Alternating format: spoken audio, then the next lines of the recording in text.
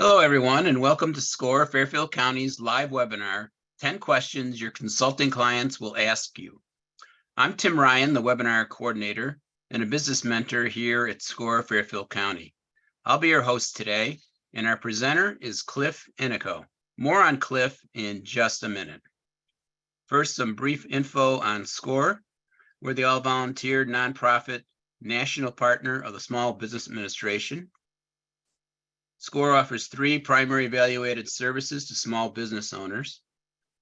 First, free one-on-one counseling. Second, educational workshops and webinars like this one. And third, extensive resources on our website, including tools to help you create your business plan. Our next webinar is next Tuesday, August 1st at noon. The topic is Storytelling in Business with Richard Cooper presenting. Look for the specifics on fairfieldcounty.score.org. We also have a large number of recorded webinars on our website that cover a wide range of business topics. These can be viewed at any time by clicking on the on-demand webinar button. Some useful info about today's event. We have set aside time for Q&A at the end of the presentation. If you have a question, please use the Q&A button at any time during the presentation. It's located in the lower part of your screen. Our webinar will end sharply at 1 o'clock to respect your time. The session is being recorded, and the link to the recording will be available on our website or will be sent to you very shortly. Now it's my pleasure to introduce our speaker, Cliff Ennico. Cliff is a nationally recognized small business legal and tax expert and is best known as the former host of Money Hunt on PBS, where entrepreneurs defended their business plans before America's toughest panel of experts. An attorney and small business consultant based in Fairfield, Connecticut, he has helped launch over 15,000 businesses. Cliff is an author of 16 books, most recently the Crowdfunding Handbook, How to Raise Capital for Your Business Using Equity Funding Portals. Now I'll turn it over to Cliff. Cliff, it's all yours. Hey, thanks, Tim. Always a pleasure to be of service to SCORE. I've been doing these presentations now for 40 years, and they just keep getting better and better. We never run out of things to talk about. First of all, I guess a little bit of it's just an expansion of my introduction here. You'll notice, for example, and I do this very deliberately, I hold myself out as a legal and tax expert, not necessarily a lawyer per se, and there's a number of reasons for that. First of all, the L word carries a lot of connotations with it, some of which I may or may not be comfortable with, but also too, it sends the wrong signal. I don't really do what I really do. I'm really a consultant, just like most of you who are attending this program. I provide, legal and tax advice and counseling to my clients, including a lot of consultants. I represent about, I would say, a little over 200 consultants in just about every state of the union, including a few overseas.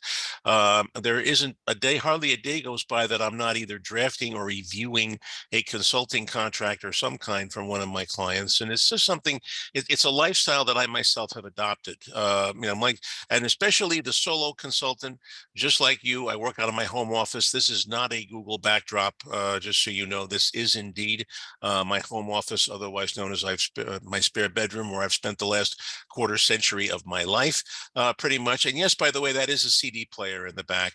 This is not one of my tech-oriented programs. When I do one of those, I kind of put something over that so you can't see that I'm still addicted to physical media. So let's just go on a little bit. Let's talk about little disclaimers. These are the usual disclaimers that you'll see in all my programs. The most important one is the second one. While we might get into a little legal and tax stuff on this program, it isn't really a legal and tax program. It's the summertime, and I don't really want to bore you with too much technical stuff. But just to be aware, there's a very big difference between giving out legal and tax information and giving out legal and tax advice. There's a very big difference between saying this is what the law is generally about, and here, Joe, is what you should do, and Tim, this is why you should do it differently. That's advice which I really can't give out in any SCORE program. So if you do hear something on this program that sounds like a great idea and you do it and it doesn't work out and your business fails, you go bankrupt, your spouse divorces you, your kids don't talk to you, your dog pees in your leg, and you end up living in a diaper box under the Brooklyn Bridge, you cannot sue anybody. Okay, that's basically what that says. Let's talk about clients. Here are 4 inconvenient truths, with apologies to Al Gore, about clients in general. You can't run a consulting business without them. Okay. In fact, we lawyers have a saying that the practice of law would be the most wonderful way to make a living if it weren't for the damn clients. And we actually do say that. A business without customers of any kind we call a hobby. Now, I know the IRS has a very technical definition of what's a hobby versus what's a business, but all you need to know here is that if you're doing something and nobody is paying you for it, that's a hobby. When people start paying you for it, that's when we call it a business. Business would be tons more fun without them. They are the source of all your revenue, but they are the source of all your headaches at the same time. They are your boss. And that's something we don't always appreciate. Consulting is a service business. You do what they want you to do, not what you want to do or what you feel is right. No one pays you to do stuff that's fun or interesting. I see a lot of people who want to go into consulting businesses and they say, "Oh, I want to be a wedding consultant because that's just such a positive thing." It's just the bride's most, the biggest day of her life, and everybody's very positive. Everybody's looking forward to having fun. I want to live in that space, but whoever says that has never actually been a wedding consultant. I represent some wedding consultants. And basically what you do is you end up doing all the stuff that the bride and her mom do not want to do. That's basically what you do. Picking the band, they do. Haggling with the band because they have one too many bass players, that's your job. No one pays you to do the stuff that's fun or interesting. And I'm in the same boat. People drafting contracts is not fun. It is boring, it is technical, it is dry, and it's scary. If I get one little thing wrong in this contract, or if I miss something in a contract, the other side takes something out and I miss it, I don't catch it on the next turnaround review, I could be sued for malpractice. It's a very scary thing to get contracts right, which is why people don't want to do them themselves. That's why they're willing to pay somebody like me to do them. Sometimes you disagree with your customers' choices. I had this argument with a client the other day. He's trying to do an offering of preferred stock. I wanted to use a certain set of documents, which are very well accepted in the industry here. And he said, "No, I want everything simple. I want it plain English, nothing more than 2 pages." Well, I hate to say it, but you can't do a preferred stock offering with a 2-page document. And I'm probably going to end up passing on the assignment because I simply cannot do what this client wants me to do. Sometimes that happens, and sometimes you don't like your clients. Although I will tell you a little something. This is a little secret of the Ninja Masters. If you truly do not like a particular client, dump them. Get rid of them, pass them on to someone else, because I will tell you a dirty little secret. When you really truly do dislike a client, you tend not to prioritize them. You tend not to give their work the time and the energy that's required. And there's a much greater risk that you're going to screw something up for that client than it is a client that you're somewhat attached to. Now, don't get me wrong. I'm not saying you should only do work for your friends. That's too Pollyannish. I can't advocate that. I mean, let's face it, a lot of your clients you just don't care about, a lot. You do their work, you get paid, and that's it. It's not a friendship. It's not a personal relationship, and that's good. That's how it should be. But if you truly dislike a client, find a way to offload them, because sooner or later you will miss something. You will screw something up that will give the client an opportunity to sue you. That's just a little personal advice from the Ninja Master here.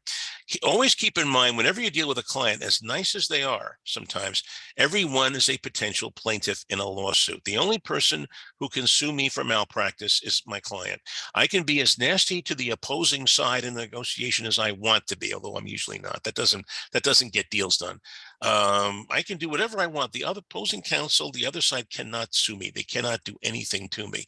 The only person that can take my license away is a dissatisfied client who has a legitimate gripe against me. And I do everything possible to make sure that they never have a legitimate gripe against me. You have to treat them with kid gloves, but if you are too nice to them, they will walk all over you. Don't get me wrong. Being ethical is essential to success in any business, whether it's consulting or anything else. But being nice to people, and especially being nice to the wrong people, can get you killed. in a very big way. The clients expect something for free. They expect all kinds of special considerations and special favors. Everybody wants to be your best client, your number one client. And unfortunately, only one can be your best client at any given time. So, these are just some inconvenient truths about clients. Now let's talk about the questions that they will ask. The 10 questions these are the 10 questions that my clients most frequently ask me, which is how I pick them. I'm sure you'll get asked a lot of stuff, but these are the 10 things that they mostly ask. The big three questions. Every client that I've ever had in my life has three basic questions, and sometimes they ask them outright, sometimes they don't. But keep in mind that these three questions are always in the back of your client's mind, and however else you inform your clients, you got to make sure that you answer these three questions, whether the client actually asks them or not. And the big three questions are, can you help me? Can you do what I need done? That's question number one. Question number two, do you have the time to help me out? Or are you so slammed that, I'm going to be waiting 6 months for you to get around to me? And question number three is, can I afford you? Those are the three questions. Whatever other questions the client may ask, make sure that you answer those three questions. Either in a live conversation or online. Make sure that you're addressing them. I do a lot of this on my website, and we'll talk about my website a little bit. I'm not, it's not a great website. I'm not going to win any awards for it, but I make it a point on my website to make sure that these three questions are asked. If someone is looking at that as their first introduction to Cliff Ennico, deciding whether or not to take on a new client or do a new service for an existing one is a complex calculation. On the one time, this is your living. This is how you make money. This is what you do for a living. But, if you say yes too many times, you're going to end up in a position where you overpromise and underdeliver, which is never a good thing. Gilbert and Sullivan, wrote an operetta back in the 1800s called Iolanthe. It's all about lawyers and the legal profession. And there's a scene in which an elderly lawyer is giving this long-winded lecture to a junior lawyer. And one of the things he says is never take work you're unable to do, which of course gets a laugh because this is what lawyers always do. What I do is I use my website as a sort of a client management and screening tool is what I do. If you go to my website at cliffennico.com, which is my law firm website, I have a bunch of websites, but that's the one for my law practice. You'll see that I don't even use the L word. I don't use it. I simply say, I help, small businesses and entrepreneurs with their legal and tax issues. That's basically what I do. That's how I describe myself. I do say a Wall Street lawyer for your smaller growing business. That's my tagline. But that's the only place on the website where you'll see the L word. What I do here is I begin by talking about, here are some of the things that I do for my clients. And I list the 20 most requested services that I do. I also have a little thing in there where I talk about some things that I don't do. So, for example, I don't do patent work. If you want somebody to patent your invention, that's not me. There are lawyers who specialize in that, and it's a very technical area of the law. They tend to do a better job than any generalist. So I don't do patent filings. I don't do litigation either. I don't do courtroom fights. That's not my thing. So manage your time. Your time is your most important asset. If a client reaches out to you and says, "Hey, Cliff, I want a patent filing," I never ignore them. What I do instead, I actually have a bunch of emails already drafted in Microsoft Word with referrals to other types of attorneys that I do. So if someone needs a patent filing, I simply go to my Word file, referral of patent attorney. I cut and I paste it into a response and I send it to the client. And that's it. Takes all of 30 seconds to do that. It's a better way than calling the client, talking about their problem, and then at the end of 30 minutes of my time wasted, finding out that this is something I really can't do for the person, and I got to refer them to somebody else. If it's clearly something you cannot do, either ignore the request or send a quick referral message to them. Don't waste your time talking to someone who's not really a potential client. Do you want this type of client and this type of work? Now, we're going to talk about that a little bit more on the next slide, but keep in mind that you don't really have to say yes to everyone who asks you for assistance. There are some clients that I I just and as I get older, that it's getting that list is getting longer and longer. There's certain types of clients that I just don't want to deal with, either because I don't really want to do what they need me to do, or because I just don't really feel that this is a person I should be representing, that they would be better represented by somebody else for whatever reason that might be. I'm learning as I get older to trust my gut. If someone really sounds like a wackadoodle on an initial, phone call or email exchange, I listen to my gut. This person's a wackadoodle. They're going to be a problem down the road. Get them in somebody else's hands, or just blow them off and say, I just can't help you, and I'm sorry, I can't think of anybody else who can. Life is too short to deal with difficult problem clients, and you can't avoid them entirely. I've got them, everybody else has them, but the idea is to keep them to an absolute minimum. And 9 times out of 10, these people will advertise themselves up front. They're very upfront about just how wacky they are. It's not something you can hide very easily. Listen to your gut. If your gut says that somebody's going to be a problem, pass on the opportunity. Well, and then also manage your time. Do you have enough time? I mean, right now I've got so much on my plate right now. I tell people, if you truly want me to really work on this, it's going to be at least 2 or 3 weeks before I can even get to it. And I have to be honest with them about this, because I don't want to manage, mismanage, unless of course it's one of my best clients and it's something I can easily do. And then I'll just try to squeeze it into the schedule I have available, because I don't want to lose this particular client. Again, it's a complex calculation. Okay, what is your experience? Cliff, have you ever done this before? Okay, that's a question that you sometimes get asked. And it's difficult because on the one hand, you don't want to take work that you're unable to do, but at the same time, if you don't stretch, you don't grow. I mean, if I limited my practice to just things that I have done before, I probably would be out of business by now. I will share with you, I've been practicing law since 1980, and I am not doing hardly anything of the work that I was doing back in 1980 when I first get started. Things have changed so much that there is simply no demand for those services anymore. I cannot tell you the last time someone has asked me to do a partnership agreement, because nobody does partnerships anymore. They do LLCs, is what they do. That came around in the 1990s. Things change. And if you don't stretch and take on things, whenever a client calls me and asks me, hey, Cliff, can you do something? And it's something that I've never done before. I go into a quick calculation mode of saying, do I want to know how to do this? Do I want to learn how to do this particular type of contract? Or is this something that I really don't care about? Is this the next big thing?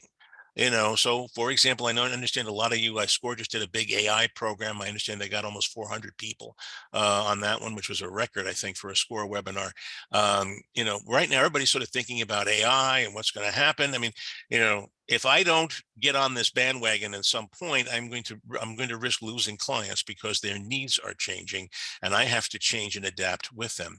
Know your limitations, but don't be overly conservative. You may be passing on the next best thing. There's a big difference between saying I can do something and I have done something. Now, don't get me wrong. You should never lie to a client. If a client says specifically, Cliff, have you ever done this before? If you say yes, you're lying, you're misrepresenting yourself, and that can create problems. That's fraud. You don't want to do that. But at the same time, um, you you don't want to necessarily turn down the business if it's something that you feel you can do with a reasonable amount of effort and education, and you feel you want to because you want to develop expertise in that area. A nice compromise is to say, this is within my wheelhouse. Most clients will accept that as an answer. Obviously don't lie, but most clients will not press you that hard. They just really want to know, do you feel comfortable doing this? And if the answer is yes, that's the end of the discussion. If you honestly can't do what the client asks for, consider referring to someone willing and legally able to pay you a referral fee. The reason why I say legally able, lawyers are prohibited by their rules of ethics from paying referral fees to non-lawyers. You should be aware of that. If you're ever dealing with a lawyer, you refer someone to a lawyer and the lawyer says, hey, I'll give you a referral fee for this. That technically is unethical behavior. We can pay referral fees to other attorneys, but we cannot share fees with non-lawyers. That's an ethical prohibition, and there's all kinds of reasons for that. So just keep in mind that some professionals may not be able legally or ethically to pay you a referral fee. But listen, if you're going to refer somebody to someone else, make some money off it, make a few bucks off it, get 5% of whatever they collect from the client. It's found money, doesn't cost any time. How much do you charge? Okay, this is the third of the big three questions. Okay, the good news is that as a solo consultant, you can be extremely flexible when making fee decisions. I am too. I work out of my home. I don't have partners. I don't have staff. I don't have a lot of overhead, so I can be extremely flexible in terms of pricing jobs. If it really says that a client cannot afford my regular fee, there are things I can do to help make it happen for them. And I'm very proud that this is why I work with SCORE clients. I mean, you don't have to tell me if you are a SCORE client, you do not have a whole lot of money. You do not have to tell me that. That's part of the equation. The whole reason you are seeking free services is that in a lot of cases you can't afford, a lot for services. And now I obviously don't work for nothing, but I try to be sensitive to the fact that most startup people don't have a lot of money, and I try to make my services affordable, as you should as well. Now, the bad news is almost all of my consulting clients underprice themselves. They don't charge. This is the biggest consulting sin. And if you've ever heard any of my other programs for solo consultants, this is the biggest problem, is that my clients underprice themselves. The vast majority of them do. And there's a whole lot of reasons for that. A lot of them is just because they're insecure. They're afraid that the client's going to go elsewhere. I mean, there's all kinds of good reasons, to be conservative in your pricing, but don't undercharge yourself. Because otherwise you don't want to, nobody wants to work a job where you have to work 90 hours a week for $30,000 a year pre-tax. I mean, if that's all you need to live on, I hate to say it, but your local McDonald's is looking for an assistant manager. You get benefits with that. The hours are a hell of a lot better than doing consulting work. You work a fixed 8-hour shift. It's a lot better. I mean, you will grow older in that job. Just don't eat too many of the burgers. But if that's all you need to live on, there's much better ways to make a living than being a consultant. You're being a consultant because you want to make significantly more than the assistant manager at McDonald's, and it's not going to happen if you underprice yourself.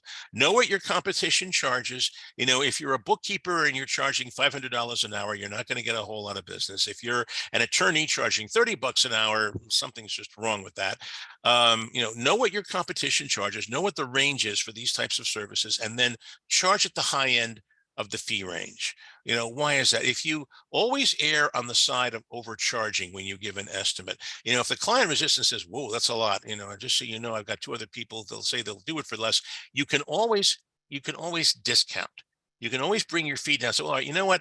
$500 an hour is my normal fee, but you know what? You're a new client and this is a relatively easy matter. Just this once, I'll do it for, $400 an hour, with the understanding that, if your business grows and gets a little bit more, I do want to make ultimately $500 an hour, but I'll give you a little break here because you're a new client and I want to, I want to give you a chance to get on your feet. That's a way you can do it. Now, but when you undercharge, it's very difficult to raise your prices. I mean, every couple of years or so, I do raise my hourly rate. I am in the process right now of raising my hourly rate. And believe me, when I do this, my clients squeal like stuck pigs. They do. Even though they've been with my clients for a year and they know about inflation, they know that things cost more, yada yada. They're still saying, "Hey, Cliff, why are you charging more? What am I getting extra for that additional $50 an hour, whatever it is? What am I getting for that?" They do not like it. Once you've established an expectation as to fees, it's very very difficult to raise. That's why I tell people, go high. You can always discount. You can always give the client a deal. That's a good win-win.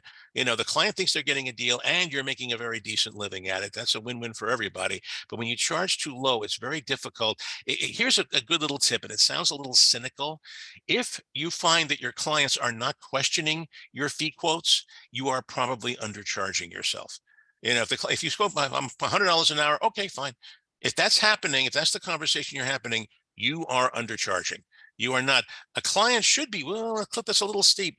Then you're in the right range. That sounds cynical as hell, and I apologize for that, but it is the truth. That's a good way to know. How do I know if I'm undercharging? Well, I just gave you your answer. Avoid flat fees wherever possible. I used to be a big fan of flat fees, but I've done too many deals right now where I've had to eat time because the initial estimate was too low. In my experience, I do a lot of M&A work, a lot of deals, and deals always end up being more complicated than anybody thinks they're going to be at the very beginning. There are always hiccups. I do a lot of small business, buying and selling. I do a lot of that, and very often there are SBA loans involved, and the SBA rules have gotten a lot tighter in the last couple of years. The banks are increasingly difficult to deal with. It takes a lot more now to get an SBA loan closed than it did even a year ago. The score people can tell you a lot about that because they deal a lot with SBA loans. And it's just getting harder. So I just don't quote flat fees anymore.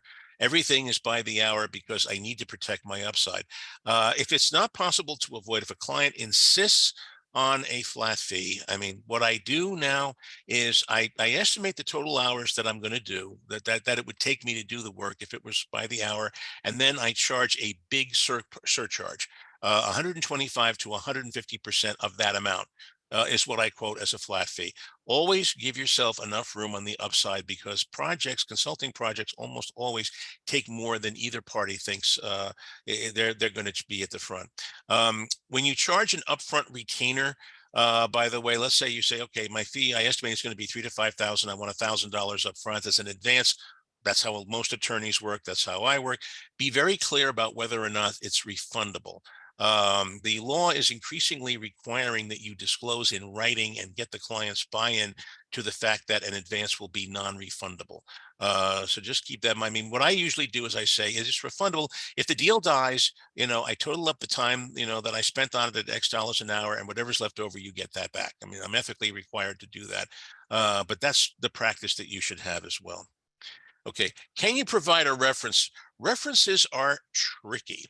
I frequently am asked for references, and I have to be very careful because there is an ethical rule for lawyers that say I cannot disclose the identity of my clients. I cannot, except by court order.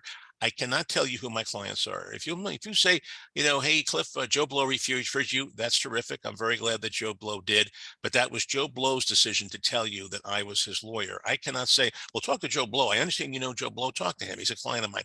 That's unethical, believe it or not, because I've just disclosed my client's identity. And I've put him in a position where he might disclose some confidential information about what I did for him to you, which I cannot do. Those of you who have attended my program on franchising, this is one of my big things.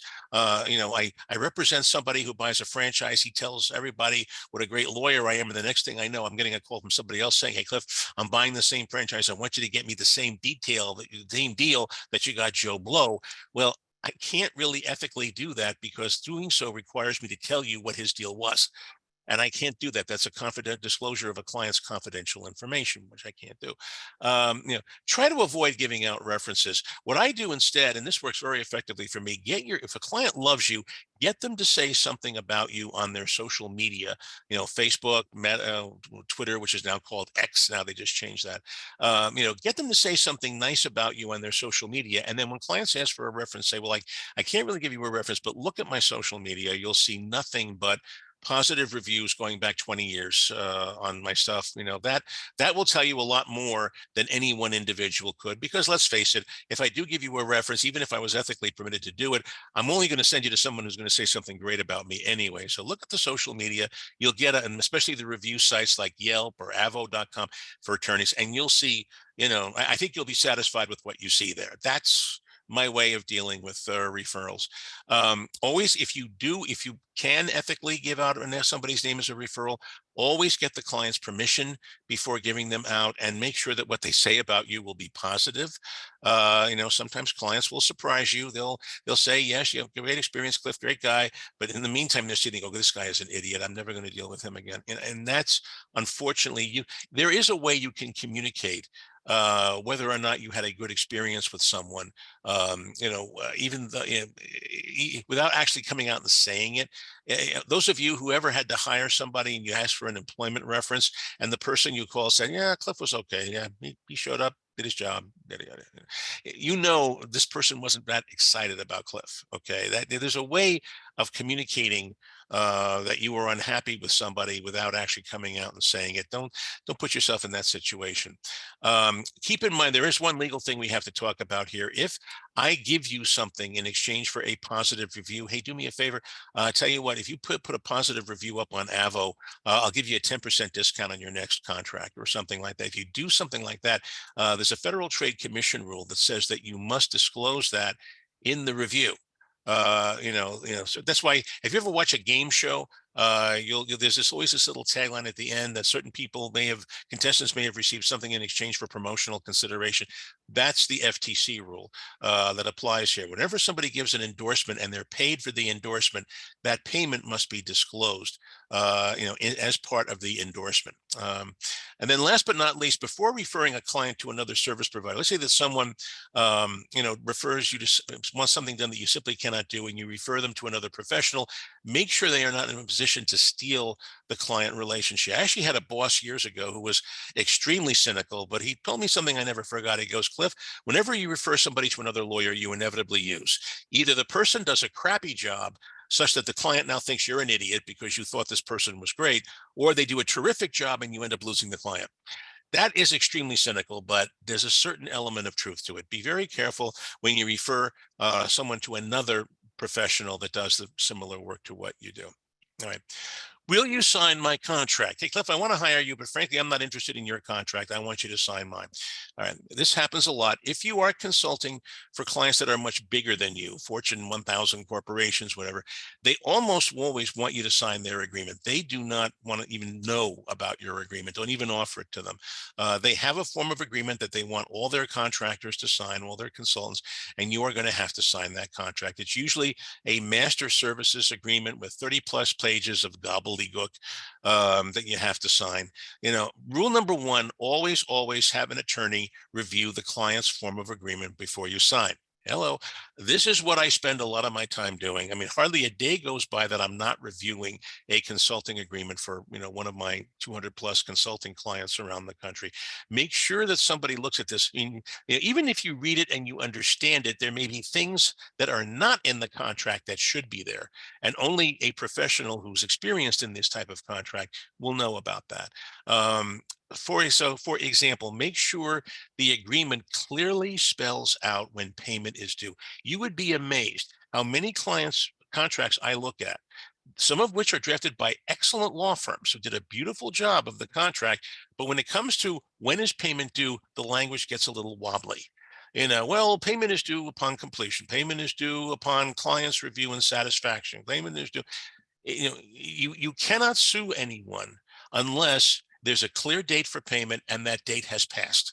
Okay, if the contract is ambiguous about when payment is due, you cannot sue for non-payment.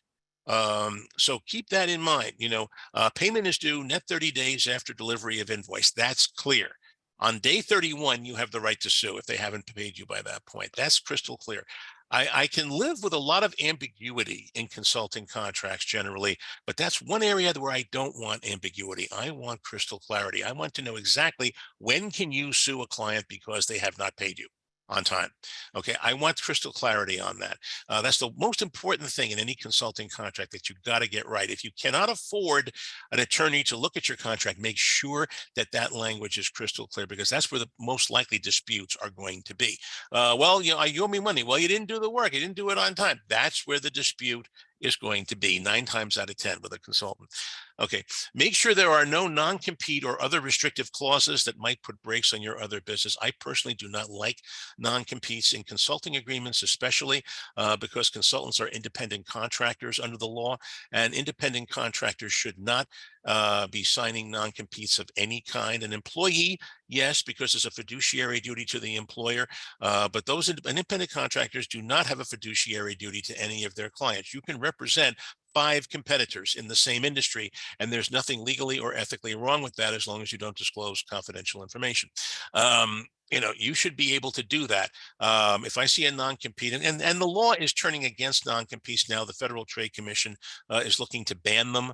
New York just passed a law, for example, prohibiting post-termination non-compete clauses in employment contracts. They're following California's lead. It's a trend in the law that we're going to be seeing more and more. Sooner or later, we're going to see non-competes disappearing. They're going to be replaced by other types of covenant like non-solicitation clauses and whatnot. But try not to sign non-compete clauses in a consulting agreement. They're not appropriate. If the client insists on it, then insist that they be very clear. Well, who can I not talk to? Who can I not solicit for 1 year? I want to know exactly who I should stay away from, because otherwise I can't promise you. I'm a consultant to the banking industry. I am going to deal with other banks. That's part of what I do. I can't make a living on just your business now. And the way I get around it, I try to be cute when I negotiate one of these things. I say, look, here's the deal. If you want my client to sign this, great, but then guarantee that they will make at least $500,000 a year worth of business. if you're willing to guarantee them, enough of an income that you will be their sole client, then so be it. I'll let them sign that. That gets the message across. As much as anything else does. Very often, the consulting agreement will include assignment of rights language saying that, any deliverables that you produce under the relationship belongs to the client. That's okay, but make sure that you put in some language that specifically includes templates and forms and other materials that you use to service your clients generally. It's okay to say, when I do this do this contract for you, you have the right to use it, a gazillion times over again if you want to. I don't care, but what I can't sign is an agreement that says that I will not use that form of contract for another client that has similar needs. Your attorney will help you with that. Okay, let's talk about time. When can you turn this around? Cliff, I need this today. Can't tell you how many times I have that conversation. Believe it or not, you are in control of your time. It may seem like you're not, but you truly are. I have a very good YouTube video on time management. If you go to youtube.com and search for Cliff Ennico Time Management, it's a program I did for SCORE a gazillion years ago, but it's still good information. Take an hour out of your life and listen to that, because I'm saying some things in there that I think are really profound about time management and the real truth behind time management. Always ask the client if there is a hard deadline for turning a project. I cannot tell you how many times my clients do this to me. They'll say, Cliff, I need this client done. I need this contract done. If you would, and not an urgent priority, but, if you can get it done quickly, I appreciate it. And then the next day I got a call saying, frantic from the client saying, hey, Cliff, where's that client? I asked for it yesterday and I'm meeting with the guy at 9 a.m. tomorrow. I really need to get it by then. I have to have this by then. Always find out, do you have a hard deadline here that I need to be aware of? If they do, then meet it. Do what you can to meet it, but always ask that question, because clients don't always like to admit that they have a hard deadline for something. They expect that, again, clients always expect that you are that they are your only client. That is their expectation. They expect that the minute they hang up the phone with me, I'm going to turn to that contract and get it done. That is not the way life works. As soon as I finish this webinar, I'm going to have at least 6 emails from people that I'm going to have to respond to before I can even think about doing contracts today. So that's just the way my life is. That's the way your life is too. Always ask when there's a hard deadline. If there is a timetable, you should always spell it out in the statement of work that you sign. That's part of the consulting contract that you sign with the client.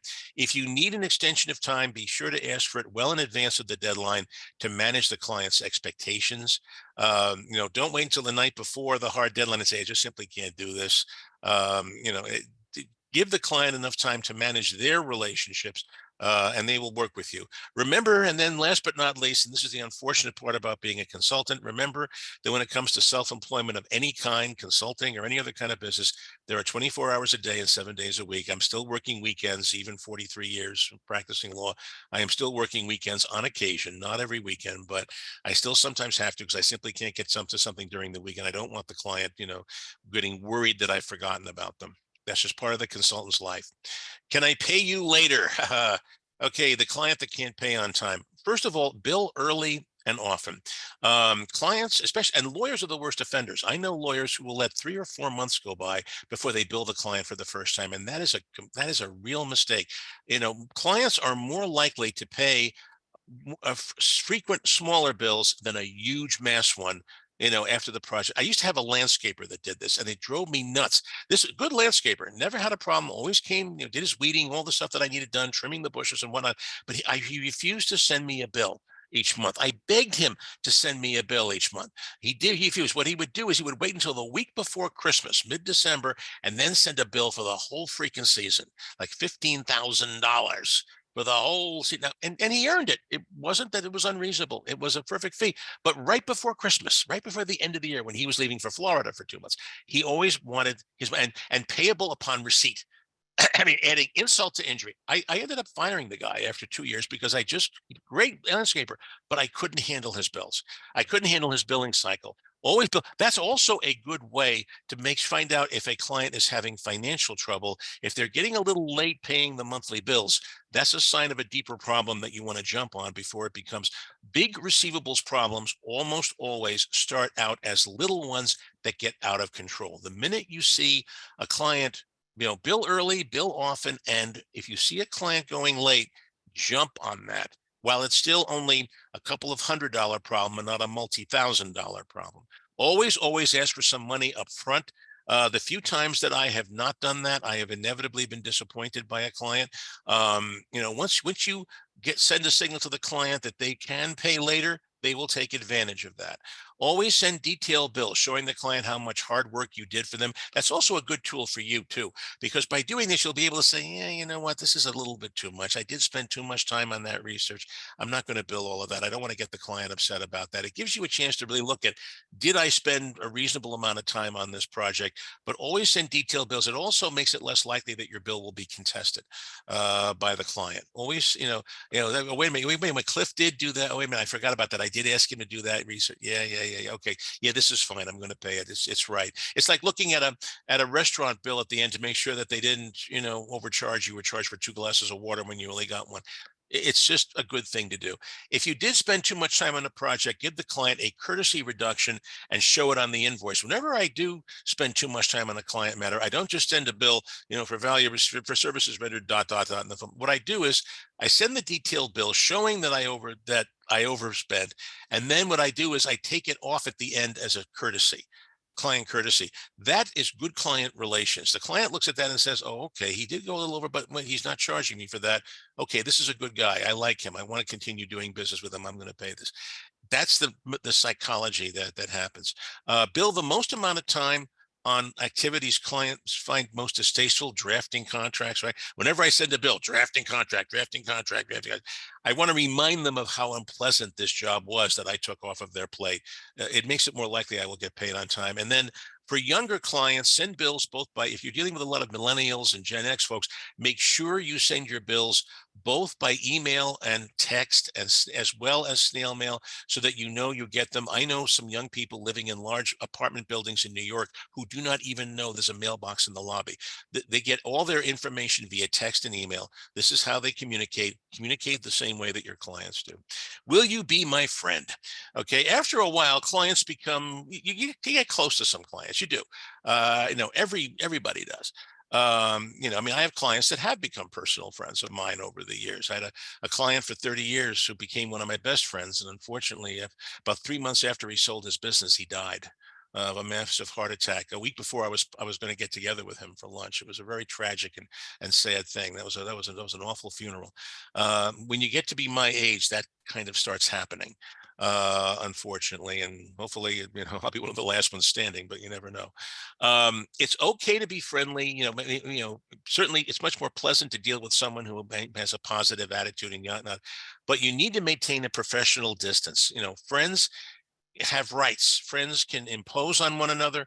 Friends can borrow money from each other. Friends do stuff for each other for free. If you find yourself getting too close, emotionally to a client, especially romantically, if you're single and, you start developing a romantic relationship, consider referring them to another professional, because it's very hard to be objective when you're dealing with somebody that you love. Okay. Question 9. What the hell happened here? This whole thing just blew apart. What did you do? Whenever a deal falls apart, inevitably the client gets around to blaming the lawyers. Well, what happened here? Why did you not do that? How could you have prevented it? When most of the time the answer is you can't prevent it. The customer is always right. Whenever you argue with a client, you ultimately lose, regardless of the outcome. Don't cower, don't hide. Address the situation quickly and honestly. And if it was your fault, offer to make things right. Just don't admit in writing that you were at fault. Try to avoid doing that, even if you feel that you were. Your malpractice or errors and omissions, insurance coverage will not like you for that. They will not appreciate that. They want to have freedom to defend your case aggressively, and they can't do it if you admit up front that you were at fault. You can certainly say, well, look, I'm sorry you feel you had a bad experience. Obviously I disagree, but look, you're an important client. Here's what I'm willing to do to make things right. And most of the time you'll be able to negotiate something with the client. Have backup for anything you tell your client in support of your position. Well, as a matter of fact, you told me that your accountant was going to do this, which is why I didn't do it. And here's the email where you told me that. So it's not my fault. Go yell at your client at the accountant if you didn't file the piece of paper on time. Don't blame me because you told me that he was going to handle it. Do something like that. Consider a fee reduction. Do not charge for correcting a problem if it was truly your fault.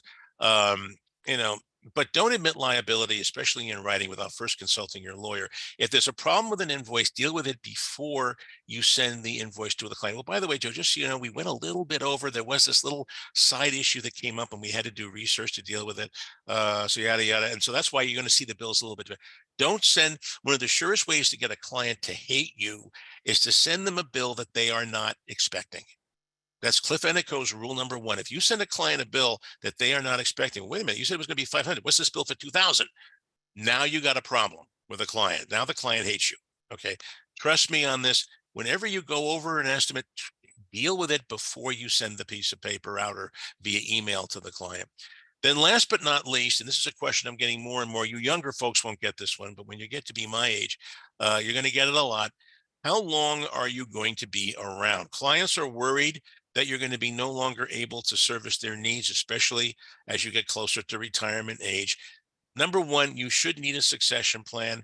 Your clients should know what to do. Right now, I'm working with two attorneys, one in Connecticut and one in New York, I'm gradually giving them some of my overspill projects, and I'm working with them on a couple of larger deals because I want to get my clients used to hearing their names. With the understanding that eventually, when I do decide to retire, or if God forbid I kick the bucket suddenly, they have somebody else that they can go to that understands them, that understands their needs. I'm doing that more and more now.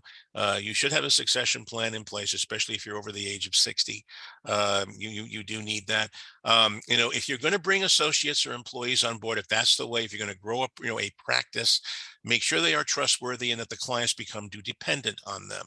Hair salons are the most notorious here. We all know you do not go to a salon, you go to your beautician, you go to your barber, you go to your stylist, and when that stylist moves across the street to another salon, you follow them because you still want your hair done a certain way. You have no loyalty to the salon. You have the loyalty to the individual.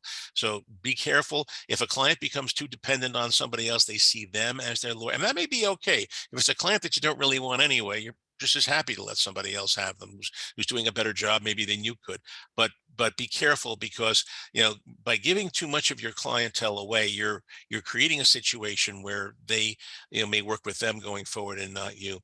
If you are planning to sell your business to someone, if you're going to hand off, plan on sticking around at least 3 to 6 months to manage their transition and minimize client attrition. I am told by someone who's with the Connecticut Medical Association that when an elderly doctor retires and sells his practice to a younger doctor, the client attrition is sometimes as much as 50 to 60% within the first 2 years. 50 to 60% of the patients go elsewhere. And it's nothing to do with the new doctor. It has to do with the fact that he's no longer Dr. Marcus Welby. We're now dealing with Doogie Howser. Those of you who are of a certain age will remember those references to a couple of sitcoms. Well, not sitcoms, a drama series on TV. Be very careful about that. Make sure you plan on hanging around. Write a nice letter to all your clients saying, just so you know, I'm transitioning off to so-and-so. He's wonderful. You'll have a wonderful experience with this person. I've worked with him for years. Do whatever you can to ease the transition, because more and more frequently now, when a younger professional buys a business of an older professional, the purchase price is a percentage of revenue that they get from the client list. That's being done. It's no longer a flat fee like it used to be, or payable over time. Basically what the way the deal is a small amount of money, like 10, 20,000 up front, and the balance of the purchase price is paid as a royalty, 20% of whatever revenue I generate each month from the seller's client list. So if you don't manage the transition, you're screwing yourself, because you're creating a situation in which that you will not get your full purchase price that you contracted for with the younger professional. So make sure, plan on hanging around for a while. Don't just disappear and expect that the royalty checks are going to roll in each month, because they may not. So that's basically what I have to say. Again, don't try to be all things to all people, but don't be too conservative. Give yourself enough room to grow. Trust your gut when taking on new clients. If a client comes on like a wackadoodle, you do not have to take that person on. Here, my strategy there, if a client really comes on as a wackadoodle, just simply say something, well, you know what, I really don't have time to help you out here, but here's another attorney in town, Joe Blow. I've worked with him a while. I think you'll have a good experience with him. And who is Joe Blow? He's my worst competitor. He is my biggest enemy in the Fairfield Bar Association. I want you to work with him if you're a wackadoodle. Okay, that's a little cynical, but makes you feel very good when you do it. Okay, get your contract language crystal clear, especially when it regards when payment is due. If I had to pick a problem with almost every consulting contract I've ever reviewed, that language is left loosey-goosey, and I don't want it to be loosey-goosey. Communicate closely with your clients. What's the old line from The Godfather? You want your friends close, but your enemies closer. Communicating closely with your clients helps you manage problems when they're still small enough that they can be dealt with. I always tell my doctor, if you find a tumor, I want it to be the size of a dime, not the size of a grapefruit. Okay, that's the thing. It helps you manage problems before they become out of control. Be friendly to your clients, but don't let them become friends. Don't let them get too friendly, because friends can impose on each other. Bill early and often, and the minute you see a past due payment, nip it in the bud before it grows out of control. If a client is one day late, deal with it then. Don't let it go on for months and months and months. Don't be afraid to terminate problem clients. There is plenty of work out there. Okay, don't be afraid. Even though you're young and you're first starting off, there are a lot of people out there who prey on younger consultants because they feel they can get a deal that they won't get anywhere else. Don't give them that opportunity. Respect yourself. Treat yourself respect, because if you don't, no one else will. Okay, here's one of my best-selling books. It's been around for about 20 years, and it is a bestseller. And here is there we go. I went the wrong way. Here's how you can learn about me. If you're interested in my law practice, it's cliffennico.com. But the website that really deals with my small business stuff is succeedinginyourbusiness.com. And Mom, it's a weekly column that I've been writing for Creators Syndicate for 20 years. And with that, let's take a few of your questions and answers. I'm not ignoring those. Will the slide deck be sent along with the recording? The answer is no. You can watch this program in archive any way you wish. I do not give my slides out. You can certainly look at them in the archive, and if you want to, copy them by hand, go ahead. I don't care. But there are a lot of attorneys out there who unfortunately are looking for a program like this one for their clients. And lawyers have a nasty tendency of, shall we say, borrowing from one another, and I don't like to encourage that. Why ignore a request you cannot do? Is it ill-advised to outright say no, I can't do it? Find a way to say no when it's appropriate, either because the work is too much. I mean, there are certain things I will not do. I will not do patent filings. I will not do litigation, because it would take me too much time to learn how to do it in a professional manner. And I just say no. If you honestly can't do it, trust your gut. Also, if the client is an idiot, trust your gut as well, because trust me, whenever a client of mine has had a bad experience with a client, the first thing that they say is, I knew it. I knew this guy was going to be a problem. The minute I talked to him on the phone, I said to myself, this guy is going to be trouble, and this person is going to be trouble. Listen to that. Okay. Don't ignore that. If a person comes on like a jerk, they probably are a jerk. Almost always they are. Trust your gut and act accordingly. How do you navigate the issue of a major problem client who lays in a lot of revenue for you? They may hold this over your head to extract major concessions. At what point do you decide to keep or drop them? This is a problem, and agreed. If a problem client is your major source of revenue, what you need to do is you need to get other sources of revenue, is what happens, and dilute that client's percentage of revenue down to a point where you can safely get rid of them. If a client is taking unfair or unethical advantage of you, then you must get out of that. That is a toxic relationship that must be terminated. But short of that, work with them, let them, maybe what you do is you overcharge them a little bit, so that way you give yourself room to give them discounts, because they're always going to ask for discounts. But the better way too is to make sure that there are clear contracts up front. If a contract clearly says it's this much an hour and this is when payment is due, there's no room for the client to say later on, well, wait a minute, I'm not happy with this, this is not going to happen. Give yourself enough wiggle room. Treat problem clients Don't deal with problem clients the way you would with your best clients is the best advice. You know there's going to be problems, so factor that into your building, and try to dilute them down to the point where you are no longer dependent on them. Do you start out charging a hard price? Absolutely yes. What about the argument that you need to price yourself low to be competitive in the market or attract clients? It's okay to underprice a little bit, to show that, that you're hungry and you're going to give people a better deal, but keep in mind that if you make a habit of that, you're going to end up in a position where you're working 90 hours a week for 30,000 a year, which is a job that nobody should ever be working. That's one step short of slavery when you're working with that. How to decide the fee for your service? Well, hopefully, I don't know. I think I did a whole slide on that, so you have some idea of how I answer that. I understand that lawyers can't give you client info, but every RFP I have seen requires references.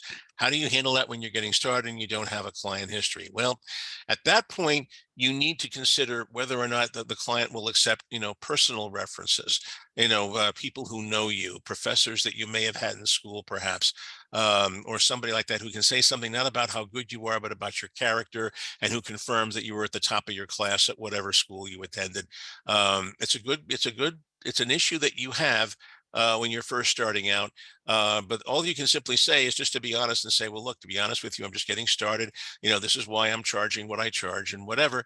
Unfortunately, I'm not in a position to give you I can give you personal references if you wish, showing that I'm a good person, but I can't give you what does not exist. I can't make up false. I can't make up false. That's what that congressman in Long Island did, right? He made up his entire resume.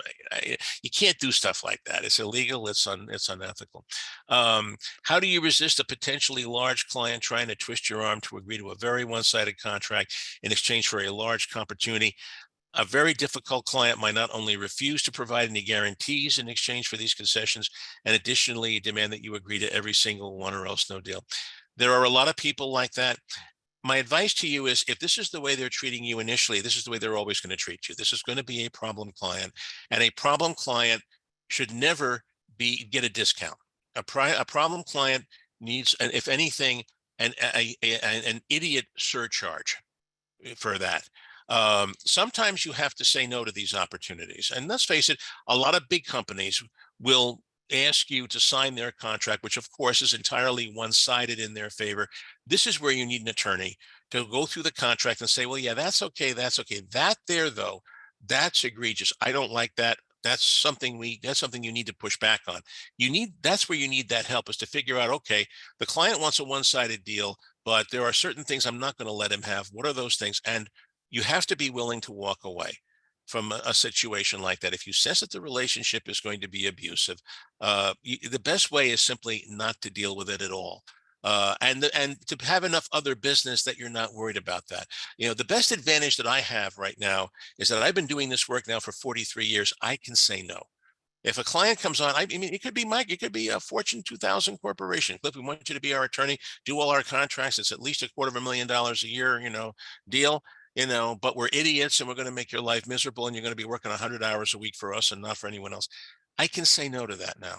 I couldn't when I was first starting out, but I've gotten into a position now where I can. Get yourself into that position, because as anyone who ever teaches a class on negotiation will tell you, the person who wins the negotiation is the person who can walk away from the deal. If you cannot walk away from the deal, then you're the one who's going to be doing all the giving, the giving, the giving, the giving. So try to avoid that situation as much as possible. And if you do find yourself in that situation, charge and say, well, look, if you're going to want this one-sided relationship, then it's not $500 an hour, it's $1,000 an hour. And I'm sorry, but you're making unreasonable demands of me, quite frankly, on my time. And while I'm willing to at least consider this, I want to make sure that I'm making a living wage. You can understand why I have to do this way. I simply can't do what I do for $20 an hour. I'm sorry. You have to do that. How do you manage your time and energy effectively? Take a look at my YouTube video on time management. You know, What are the top tips for networking for a small business network? Actually, that's a very good thing. I actually have a couple of YouTube videos on networking and on selling. If you go to YouTube and search for Cliff Ennico, how to sell, you'll see a video that I did for SCORE a number of years ago that has over 300,000 views, and from people in over 50 countries around the globe. It's probably the best thing I've ever done, and I've never charged a penny for it. Find that video, spend an hour of your life listening to it, and it will answer your question far better than I could in this program. And that's basically it. I think we're pretty much done. Tim, I think we may have a minute left over, so Yeah, I'll turn the program back to you. right. Thanks, Cliff. That was great. So as a reminder, a recording of this webinar and the materials will be available within the next day or so on our website under on-demand webinars. I think you'll be automatically sent them if you registered for the event, actually. Our next webinar is next Tuesday, August 1st at noon, and the topic is storytelling in business. Look for the specifics on fairfieldcounty.score.org. Again, SCORE offers free individual counseling, so please go to our website and click on Request a Mentor. Also, please fill out your evaluations that have been sent at the end of the webinar. On behalf of SCORE, I'd like to thank you all for attending today's live webinar. In closing today, a big thank you to Cliff Ennico for presenting today. Thanks again, and enjoy the rest of your day.